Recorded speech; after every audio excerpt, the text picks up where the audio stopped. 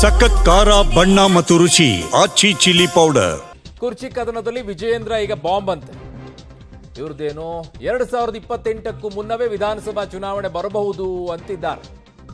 ಅಯ್ಯೋ ಬಿಡಿ ಸರ್, ನಿಮ್ಮಲ್ಲಿ ಯಾರು ಕರೆಕ್ಟ್ ಆಗಿ ಹೇಳಿ. ಫಸ್ಟು ಬಿಜೆಪಿ ರಾಜ್ಯಾಧ್ಯಕ್ಷ ವಿಜಯೇಂದ್ರ ಅವರು ಹೇಳ್ತಾ ಇದ್ದಾರೆ, ನಿಮ್ಮಲ್ಲಿ ಎಲ್ಲ ಕರೆಕ್ಟ್ ಆಗಿದೆಯಾ? ಈಗ ಸದ್ಯಕ್ಕೆ ದಿನಕ್ಕೊಬ್ರು ಸಿಎಂ ಸ್ಥಾನದ ಆಕಾಂಕ್ಷೆ ಹೆಚ್ಚಾಗ್ತಾ ಇರಬಹುದು, ಅವಧಿಗೂ ಮುನ್ನವೇ ಚುನಾವಣೆ ಬರಬಹುದು ಅಂತ ಒಂದು ಅಂದಾಜು ಮೇಲೆ ಆಗ್ತಾ ಇದ್ದಾರೆ. 130ರಿಂದ 140 ಸ್ಥಾನಗಳೊಂದಿಗೆ ಅಧಿಕಾರಕ್ಕೆ ಬರುತ್ತೆ ಅಂತ ಅವರಿಗೆ ವಿಶ್ವಾಸ ಇದೆ. ಬಿಜೆಪಿ ಕಚೇರಿಯಲ್ಲಿ ವಿಜಯೇಂದ್ರ ಅವರು ಮಾತನಾಡಿದ್ದಾರೆ. ಶಾಸಕರು, ಬಿಜೆಪಿ ರಾಜ್ಯಾಧ್ಯಕ್ಷರು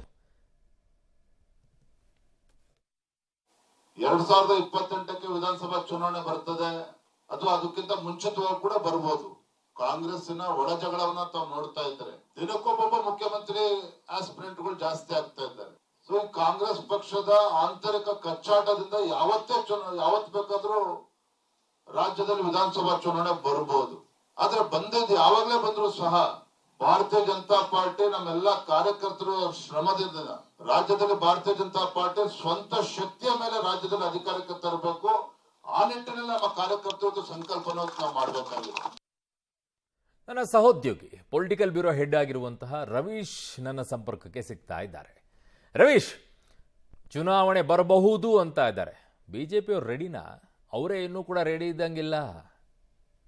ಅರುಣ್, ಎಲ್ಲ ಒಂದು ಕಡೆ ಇದು ಒಂದು ರೀತಿಯಲ್ಲಿ ಪೊಲಿಟಿಕಲ್ ಕಾಮೆಂಟ್ಸ್ ಅಂತ ಸ್ಪಷ್ಟವಾಗಿ ಹೇಳ್ಬೋದಾಗಿದೆ. ಯಾಕೆಂದರೆ ಆ ರೀತಿಯ ಒಂದು ಸೂಚನೆ ಸುಳಿವು ಈಗ ಸದ್ಯಕ್ಕೆ ಹೇಳೋದು ಬರೋದಕ್ಕೆ ಆಗೋದಿಲ್ಲ. ಅಂದರೆ 2028ಕ್ಕೂ ಮುಂಚೆ ಒಂದು ರೀತಿಯಲ್ಲಿ ಸ್ಪಷ್ಟವಾಗಿ ಚುನಾವಣೆ ಬಂದ್ಬಿಡುತ್ತೆ ಅಂತ 2.5 ವರ್ಷಕ್ಕೂ ಮೊದಲೇ ಒಂದು ರೀತಿಯಲ್ಲಿ ವಿಜಯೇಂದ್ರ ಅವರು ಹೇಳ್ತಾ ಇದ್ದಾರೆ. ಅಂದರೆ ಎಲ್ಲೋ ಒಂದು ಕಡೆ ಕಾರ್ಯಕರ್ತರನ್ನ ಉರ್ದುಂಬಿಸೋದಕ್ಕೆ ಈ ರೀತಿ ಹೇಳಿಕೆಯನ್ನು ಕೊಟ್ಟಿರ್ಬೋದು. ಆದರೆ ಈಗ ಆಗ್ತಾ ಇರ್ತಕ್ಕಂಥ ರಾಜ್ಯದಲ್ಲಿ ಆಗ್ತಾ ಇರ್ತಕ್ಕಂಥ ಬೆಳವಣಿಗೆಗಳು ಎಲ್ಲೋ ಒಂದು ಕಡೆ ಸ್ವಲ್ಪ ಮಟ್ಟಿಗೆ ಅದು ಬಿಜೆಪಿಗೆ ಲಾಭ ತಂದು ಕೊಡ್ತಾ ಇದೆಯಾ ಇಲ್ವೋ ಅನ್ನೋದ್ರ ಬಗ್ಗೆ ಅವರು ಇಂಟರ್ನಲ್ ಸರ್ವೆಗಳನ್ನು ಮಾಡಿಸ್ಕೊಂಡಿರ್ಬೋದು. ಆದರೆ ಎಲ್ಲೋ ಒಂದು ಕಡೆ ಮೈತ್ರಿ ವಿಚಾರವಾಗಿ ಕೂಡ ಇನ್ನೂ ಕೂಡ ಗೊಂದಲದಲ್ಲಿ ಇದ್ದಾರೆ. ಅಂದರೆ ಲೋಕಸಭೆ ಮತ್ತು ವಿಧಾನಸಭೆಗೆ ಮೈತ್ರಿ ಅಂತ JDSನವ್ರು ಹೇಳ್ತಾರೆ, ಸ್ವತಃ ದೇವೇಗೌಡರು ಇವತ್ತು ಸ್ಪಷ್ಟಪಡಿಸ್ತಾರೆ. ಆದರೆ ರಾಜ್ಯಾಧ್ಯಕ್ಷರು ಸ್ವಂತ ಬಲದ ಮೇಲೆ ಅಧಿಕಾರಕ್ಕೆ ನಾವು ಬರ್ತೇವೆ, 130 140 ಸೀಟ್ ಬರ್ತೇವೆ ಅಂತ ಇವ್ರು ಹೇಳ್ತಾರೆ. ಹಾಗಾಗಿ ಆ ವಿಚಾರದಲ್ಲಿ ಇನ್ನೂ ಕೂಡ ಅವ್ರಿಗೆ ಕ್ಲಾರಿಟಿ ಇಲ್ಲ. ಹಾಗಾಗಿ ಒಟ್ಟಿಗೆ ಹೋಗಬೇಕೋ ಅಥವಾ ಸಿಂಗಲ್ ಆಗಿ ಹೋಗಬೇಕು ಅಂತ ಹಾಗಾಗಿ ತುಂಬ ಅರ್ಲಿ ಅನಿಸುತ್ತೆ. ಆದರೆ ಎಲ್ಲೋ ಒಂದು ಕಡೆ ಕಾಂಗ್ರೆಸ್ನಲ್ಲಿ ಆಗ್ತಾ ಇರ್ತಕ್ಕಂಥ ಬೆಳವಣಿಗೆಗಳನ್ನು ಒಂದು ರೀತಿಯಲ್ಲಿ ಲಾಭ ಮಾಡಿಕೊಳ್ಳೋದಕ್ಕೆ BJP ಈ ರೀತಿಯ ಹೇಳಿಕೆಗಳನ್ನು ಕೊಡ್ತಾ ಇರ್ಬೋದು.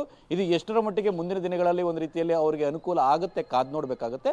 ಒಂದಂತೂ ಸತ್ಯ, ಎಲ್ಲೋ ಒಂದು ಕಡೆ ಈ ಆಡಳಿತದ ಮೇಲೆ ಇಂಪ್ಯಾಕ್ಟ್ ಆಗ್ತಾ ಇದೆ ಈ ಒಂದು ಕುರ್ಚಿ ಗಲಾಟೆ ಅನ್ನೋದನ್ನು ಸ್ವತಃ ಕಾಂಗ್ರೆಸ್ನವರೇ ಒಪ್ಕೊಳ್ತಾ ಇದ್ದಾರೆ. ಹಾಗಾಗಿ ಇದನ್ನು ಸಹಜವಾಗಿ BJP ಮತ್ತು JDS ಬಳಸ್ಕೊಳ್ಳುವಂಥ ಪ್ರಯತ್ನಕ್ಕೆ ಕೈ ಹಾಕಿದರೆ ಇದು ಎಷ್ಟರ ಮಟ್ಟಿಗೆ ಸಕ್ಸಸ್ ಸಿಗುತ್ತೆ ಕಾದು ನೋಡಬೇಕು ಅವರು. ಓಕೆ ರವೀಶ್, ನಿಮ್ಮೆಲ್ಲ ಮಾಹಿತಿಗೆ ಧನ್ಯವಾದಗಳು. ಸುಮ್ಮನೆ ಹೆಂಗಾಗ್ಬಿಟ್ಟಿದೆ ಅಂತಂದ್ರೆ ಅಧಿಕಾರದಲ್ಲಿದ್ದಾಗ ಬಿಜೆಪಿ ಅವರು ಇರೋದು ಒಂದು ರೀತಿ, ವಿರೋಧ ಪಕ್ಷದಲ್ಲಿದ್ದಾಗ ಇರೋದು ಒಂದು ರೀತಿ, ಈಗ ಮತ್ತೆ ಅಧಿಕಾರ ಬೇಕು ಅನ್ನುವಂಥ ಹಪಾಹಪಿ ಅವರಿಗೆ ಏನು ಮಾಡಿದ್ರಿ, ಏನು ಮಾಡ್ತೀರಾ ಅನ್ನುವಂಥದ್ದು ಏನೂ ಇಲ್ಲ. ನಿಮ್ಮಲ್ಲಿ ಯಾವ ರೀತಿಯಾಗಿ ಒಗ್ಗಟ್ಟಿದೆ ಅನ್ನೋದನ್ನು ನೋಡಬೇಕು.